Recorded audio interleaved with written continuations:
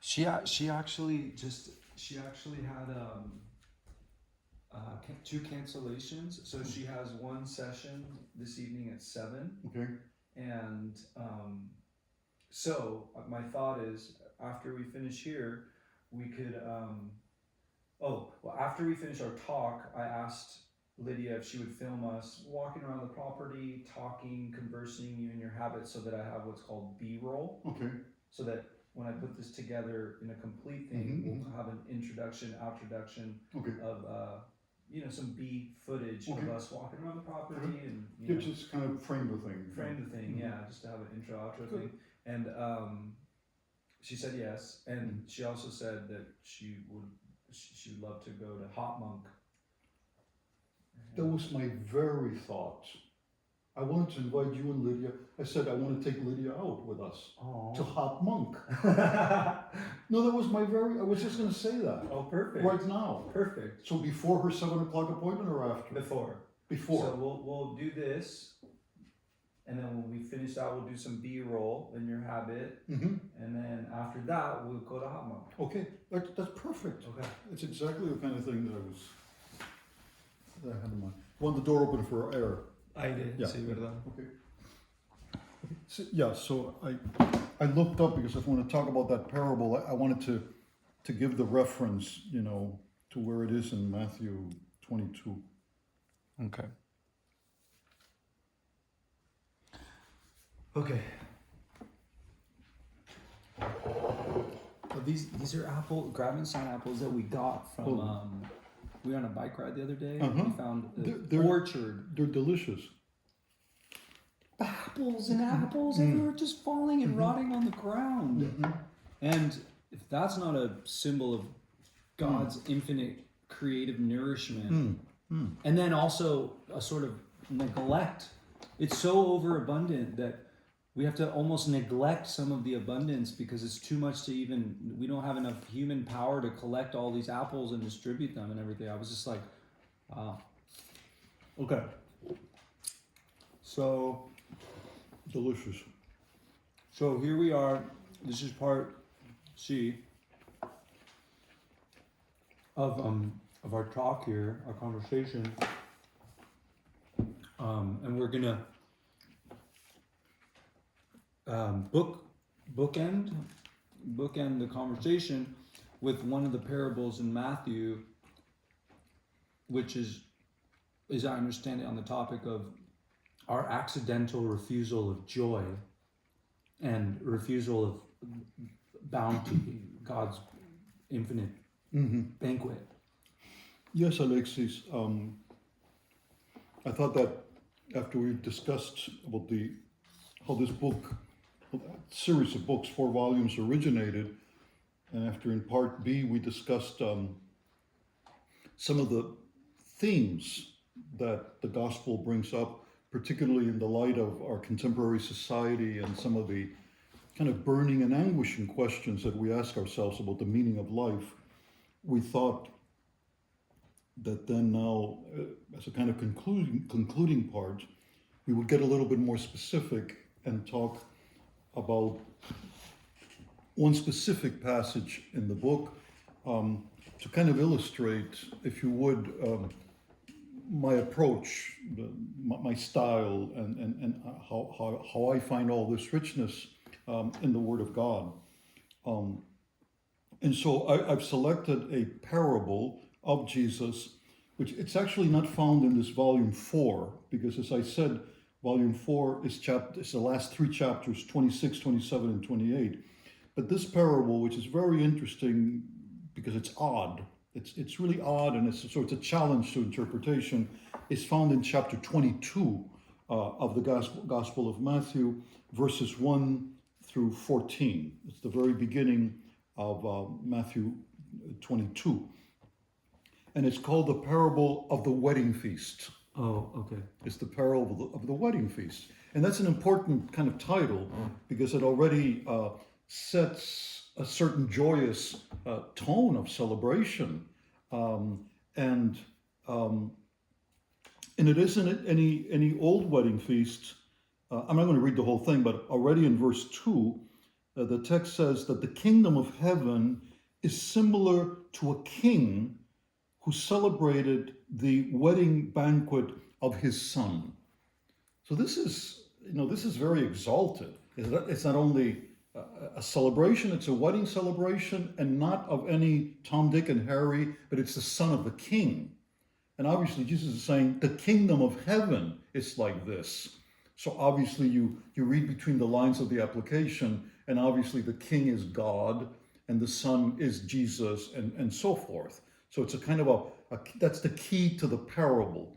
But the way parables work is that you set up an alternate parallel story which doesn't appear to have anything to do with the other story, and yet it distracts your attention to this interesting little story, and then at the end, boom, it reveals a kind of a mystery that you wouldn't have gotten to in any other way. As I said, I'm not going to read it, but to paraphrase it, just to paraphrase it a little bit. So the king's son is getting married, and the king invites officially, it doesn't say how, but they've been invited, probably not by invitation through the mail. I don't think they had mail. It wasn't an Evite? It wasn't an Evite, no. It was probably by courier, in the sense of messengers that go to each home and deliver this message sometime in advance. Come to the feast of the king's son's wedding.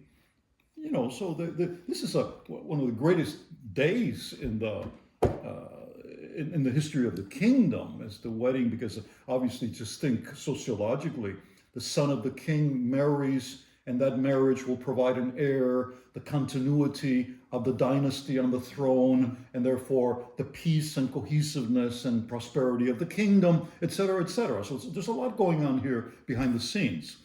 But then this is what happens. The first invitations go to all the prominent members, let us say, of the aristocracy of the kingdom, the landed people, the richer people, and all that, because they're closest to the royal family as kingdoms go, etc., etc.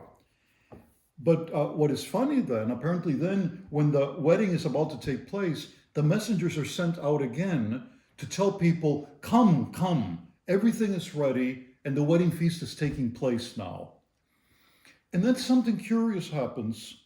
One by one, all the people that have been invited and notified in advance refuse to go. It says one goes to his business, another one goes to his field that he has just bought, another one does something else. But the point is, they all refuse to come, all those that had been invited. And when the messengers go back and give this report to the king, they don't want to come. The king is astounded and hurt. So much so that he can't quite believe it. So his reaction, he sends out another set of messengers, and it's moving to me, because the second message is not only the wedding is ready, come. They explain to the people, all of my fatted calves have been slaughtered and roasted. Everything is ready. In other words, he's enticing and almost begging. This is the king almost begging the people, listen, I've prepared this meal. Everything is ready. How can you stay away? He can't quite believe it. And then the even more unbelievable happens in the story. It says that not only did they refuse to come, but they took some of those messengers and started beating them up, and some of them they killed. I mean, so the question is... It's great news. It's a great message, a great invitation. It's the greatest invitation possible to receive. It's a royal invitation to the palace and the wedding of the king. And not only do you refuse to go, but when the king insists, you kill the messengers that are bringing the good news. I mean, that is... there's something really astounding about that. I mean, obviously, in the clue that the parable is giving about the happenings in the life of Jesus, this means, you see, that the messengers were like the prophets, yes, coming to announce the incarnation, coming to announce the coming of the Messiah, of the anointed one, the Son of God. Which those beings do get crucified for that. Those beings, not necessarily crucified, but they do get beat up, some of the prophets in the Old Testament, and some of them get killed because the people didn't like the message. So the parable is really saying the message was about joy. The message was about participation in a wedding feast, in the banquet, in the kingdom. For free. For free. That's where the element of joy comes. This is why I titled that section in volume 3 of this series is entitled The Refusal of Joy. Because when you turn down a wedding feast invitation by the king, you're turning away joy. And you're really saying, oh no, my little farm, my little business, my little this, and my little family are far more interesting to me than anything you have to offer, even though objectively what is being offered is the greatest possible thing. Yeah. This is the irony of the parable. That's the schism I was pointing to. This kind of inner divorce for what that's the perversion. Exactly. And really very moving, kind of what I would call the innocence of the king. That can't understand how they can possibly turn him down if he is giving him the best that he has, which is the occasion of his son's wedding, the fatted calves, the prepared meals, the wine, everything. A king has nothing better to give, and nevertheless they're turning him down.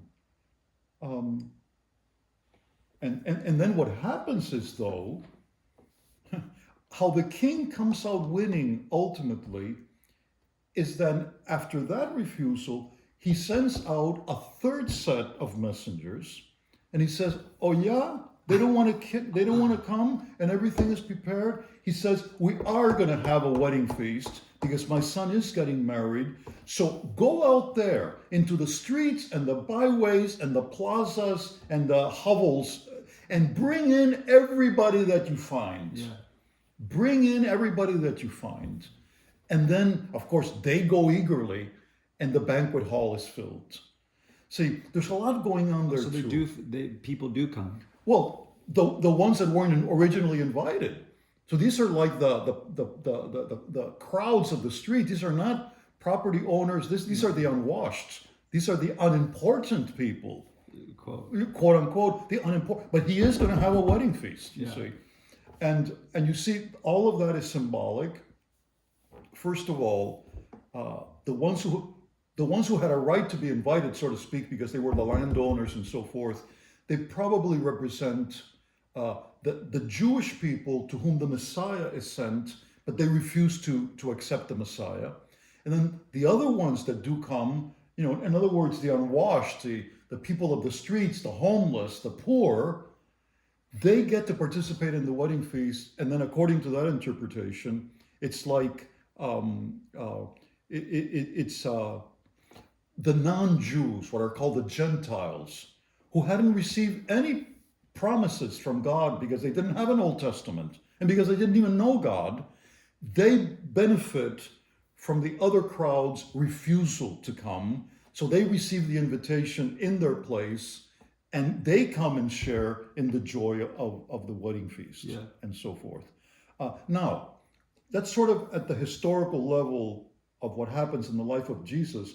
But my interpretation takes it to a more general level, not Jews versus Gentiles or anything like that, but it's simply what? Or rich or poor? Or rich or poor, necessarily, even though the kingdom of heaven belongs to the poor and so forth. But my interpretation is the poverty of our hearts.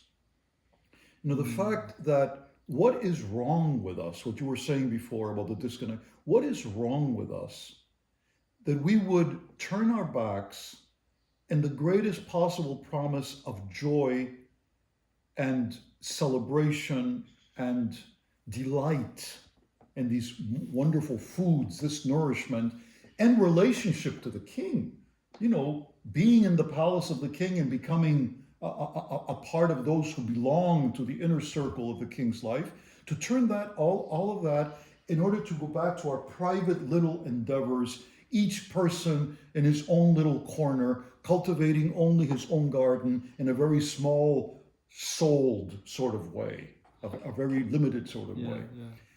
And my interpretation develops the point of the stubbornness of the ego, that I would rather be miserable and cling to something that I can claim, you know what?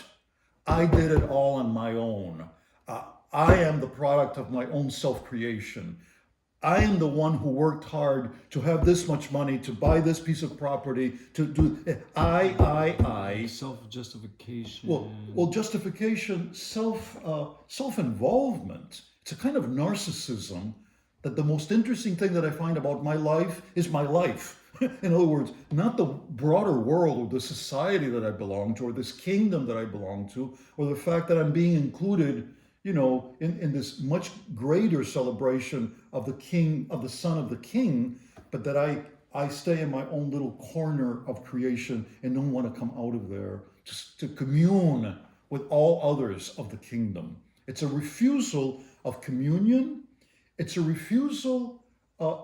It's ultimately the suspiciousness that there's no free lunch, in the sense that if I'm being given this invitation and all this celebration for free, what's in it for you? Well, there's got to be a catch. Yeah. There's got to be a catch. And you know what? I don't want to bow and scrape before some king's son somewhere. I'd rather be the king in my own little kingdom than go over. You see, all of that is involved. So we'd rather be straight-laced, miserable, small-minded, rather than opening up to the dimensions of the cosmos, the universe, salvation history, but to say, but I did it on my own, whatever it is that I have. You see, it doesn't really make sense. To the point of hating the one who wants to be so generous with me. That's interesting. They kill the servants. You hate a source of freely given love. You end up hating it. That's sick. That's sickness. But the thing though is, we say that this is typical of contemporary society. We spoke of the first world symbol, it's first world scientism, capitalism, materialism, and all that. Money is God. Yeah, money is God. But it's all already in the gospel. So I want that to serve as an example that the gospel, even though it's an ancient text, somehow or other, for reasons that I believe have to do with divine providence or the divine revelation to the essence of things, all of that is already anticipated here. Something which that's pretty sophisticated psychology. Yeah. To delve into a person's reason for refusing joy. That's kind of sophisticated. Yeah, that is. But there it is. And it seems to be an absurd phenomenon at first. How can you kill somebody who's inviting you to a wedding? But there it is. We can be that violent when it comes to defending the little fortress of my ego. Yeah, you see? That's good. And refusing to come out and commune and celebrate and be joyful just because it's not my own little place. It reminds me of misery has very clear boundaries. Joy, not so much. Absolutely. Yes, it's a refusal to open up and grow, because it's a joy that is given as a gift, and I don't trust gifts. I don't trust gifts. Dog eat dog world, and someone has to lose for me to win.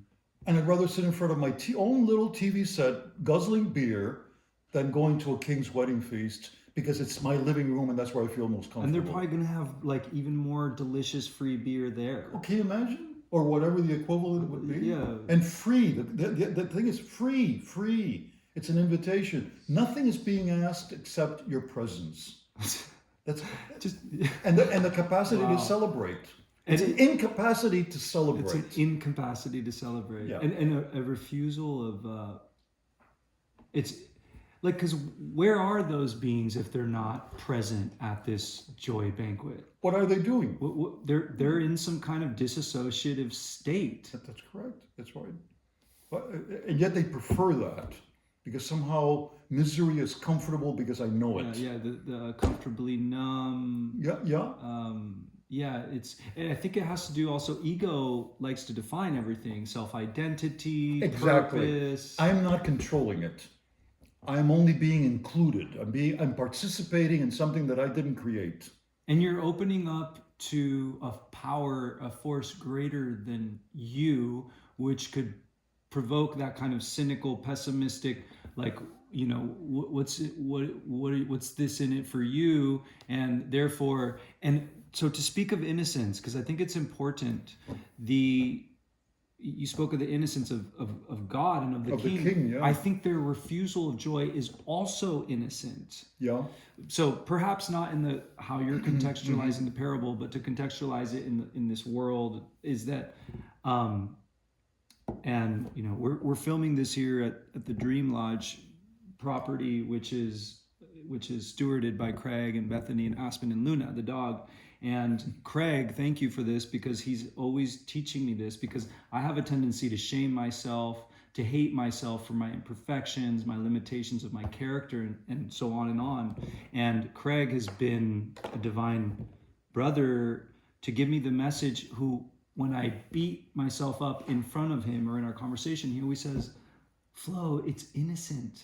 Do you realize that, your desire to be 100% loved and held and accepted by life, by others, by the Creator, that's where all this is coming from. So you beat yourself up because of your imperfections, and in your head you think that if you were perfect and your scorecard was perfect and you were completely morally and ethically, you'd be loved more. I'd be loved more. So it's coming from this little inner divine desire that was wired into all of us by Creator, so that we could connect with the presence that has already found us. That it comes from innocence. That, like you said yesterday, it doesn't excuse the distortion or the behavior, because what if I went on to start hating other people and then on to murdering other people? So yes, maybe it comes from this innocent place. In my case, it's more of like a psychological disturbance or condition. But I just want to point out, to have an all-inclusive compassion for everyone in this story, is that the people refusing the joy, it also comes from an innocent place to self-protect. Yes.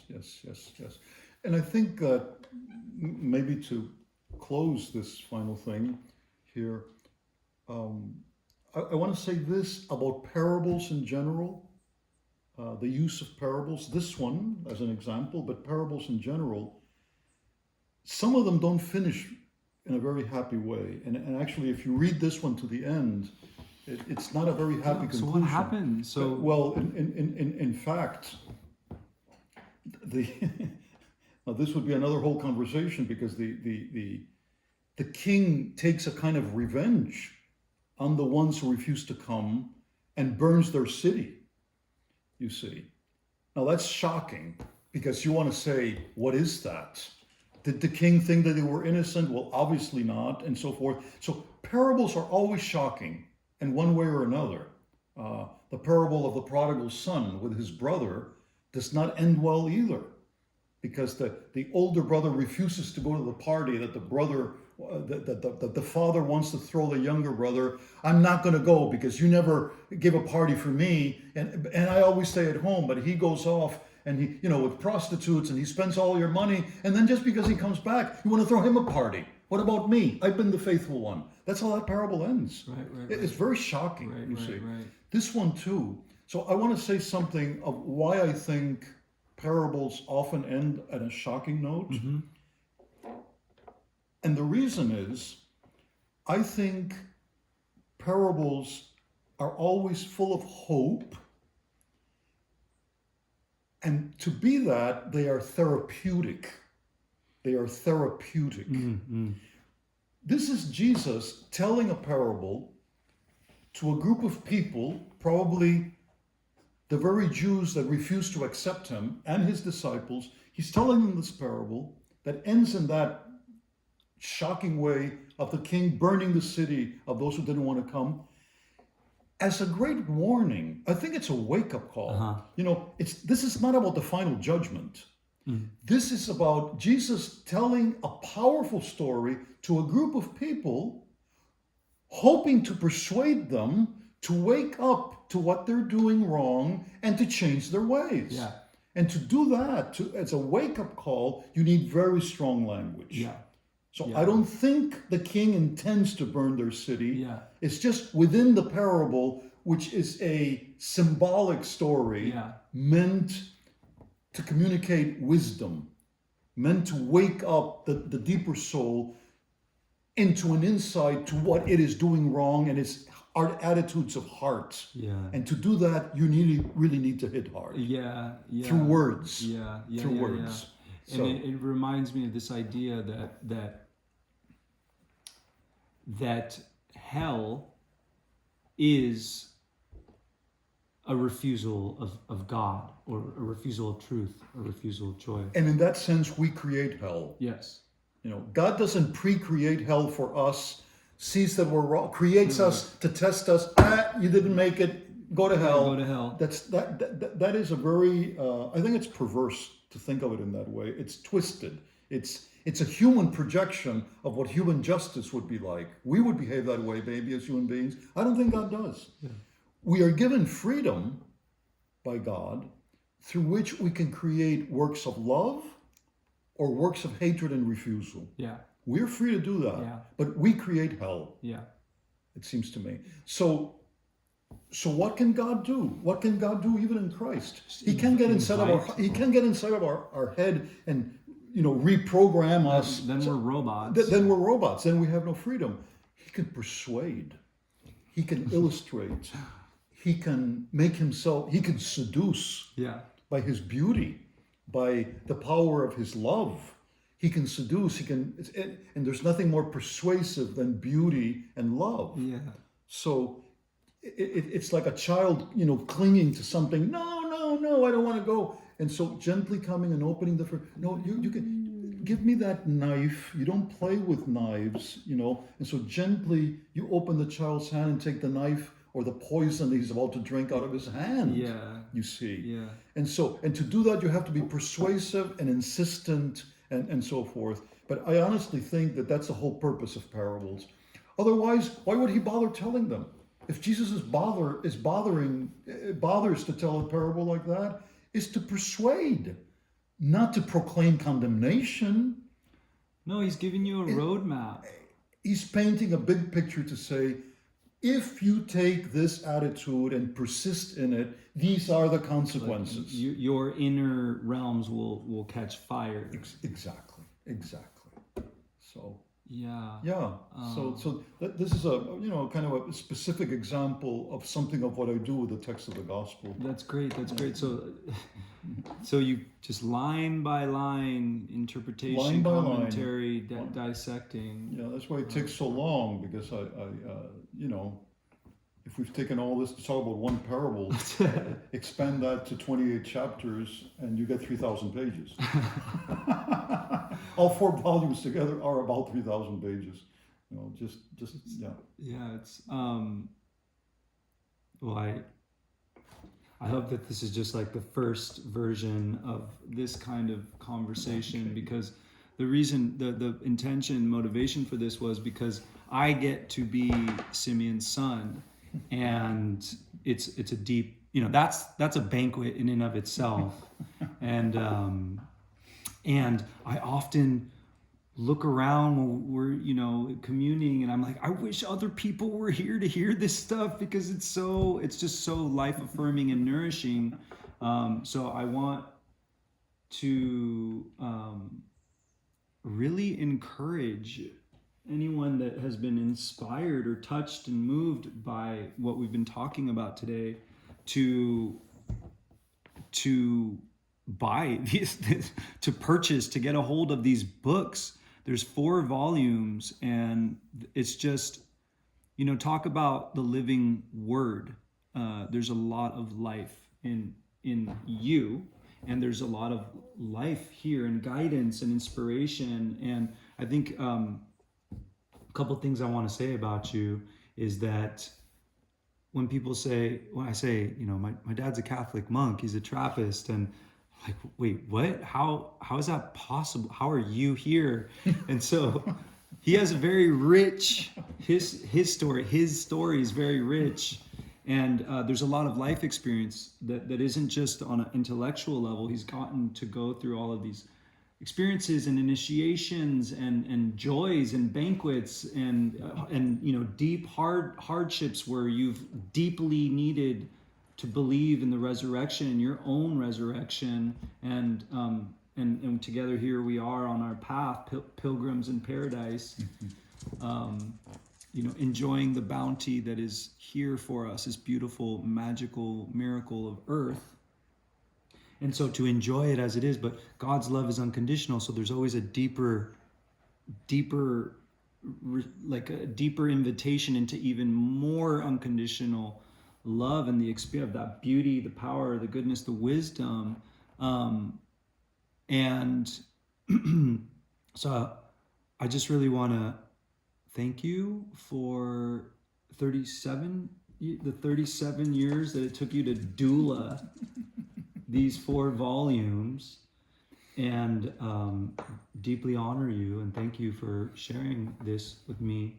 And one thing that I found fascinating is that I once had a meditation, or a dream actually, in which I went into the lower underground levels of a monastery that was centuries old, and I was just walking around, and I turned a corner, and there was a huge stone, a boulder, That's what you said, yeah. which the first thought I had is like, oh, that looks like the boulder that they used to close the grave of Jesus. the grave of Jesus, the tomb of Jesus, and it looked very ancient. There was a wooden door, very old wooden door. I opened it, and there were tons of papyrus rolls and scriptures and texts, and it's just like sacred texts. And so I tell my dad that you are the keeper, the holder, a lineage of sacred texts, and that is fully received by me, and I look forward to just receiving these living words, these living words that affect my thoughts and my emotions, my relationships, and my worldview. So thank you. Well, you're welcome. And anyone who's listening to us can just imagine the joy that it is for me to have a son that draws things like this out of me, and with whom I can converse at a level of complete sympathy, connaturality. It seems to me that despite these differences in our language and generations and so forth that you mentioned at the beginning, Alexis, before we started, it seems to me that the bottom line is that we really have the passion for the same things, and that it's nothing but an enrichment and a kind of a challenge to move forward in a more creative way, precisely because we use a somewhat different vocabulary, and that our theological worlds are a little bit different and so forth. But even I think our dialogue in our differences proves the fundamental unity of this nature of the human soul that we were talking about, because we're basically looking for the same thing. Yeah. We may not always agree on exactly the same way to get there, but the fact of the eternal longing that is put in us by the Creator, we can't change that. That is who we are, that is what we're working with, and it's a glorious thing that it is that, because we didn't think it up. And so the glory is much larger than we could have invented. Yeah. And so to commune with you at that level is stimulating, it's gratifying, it fills me with gratitude, and thank you so much for having thought of doing this little conversation and recording it, that others may share in it if they should so choose. Yeah, I hope so. I hope so. Yeah, well, thank you for being here with us, and to be continued. Okay. To be continued. At some further date. Thanks very much for your attention. Thanks.